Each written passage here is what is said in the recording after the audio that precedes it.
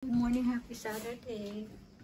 Sinipag ang Mama Mia, gumagawa tayo ng oyaki. Yan. Sinipag ang Mama Mia ninyo. This is my oyaki.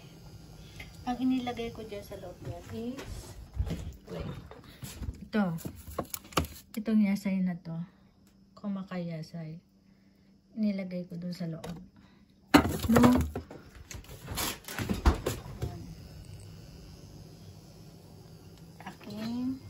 Oyaki. Lutuin natin siya sa mainang apoy. Ito naman nilagay ko tokubetsu. Nag-ano lang ako, tawag dito, experiment, peanut butter. Nilagyan kong peanut butter yung tinapay ko. Yan. Sarap yan. Homemade. Peanut butter ang nilagay ko.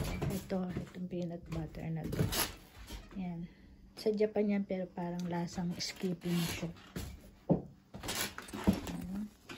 Hintayin natin maluto ang ating oyaki.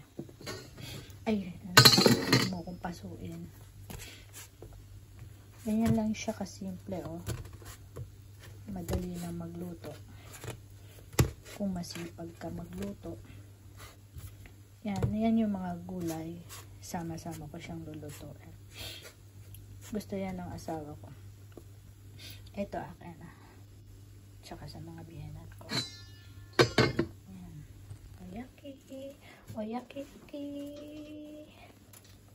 May oyaki.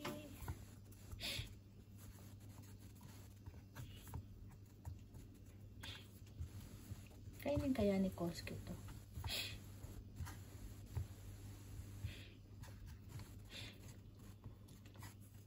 Pag may harina ka, marami kang magagawa.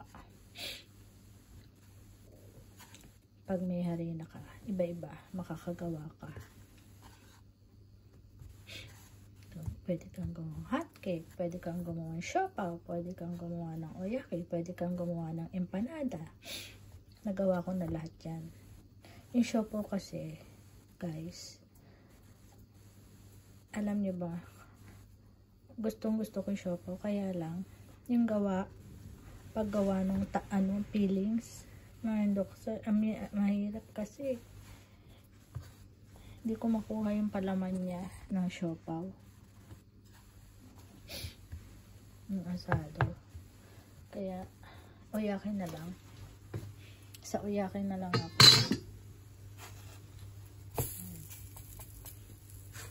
Diba? Sarap siya. Sarap yan, no? Ang aking oyaki.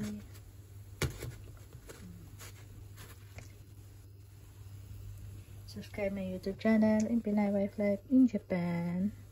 See you there. Oyaki, Japanese oyaki. Yum, yum, yum. Sarap yan. Sarap. Wala pa yung mga kakain. Masarap kasi siya mainit. Hinaan ko kaya yung apoy. Para mainit pagdating nila. Pag nagsidating na sila. Titigas kasi masyado pagka niluto ko ng gusto. Bye! My Japanese oyaki.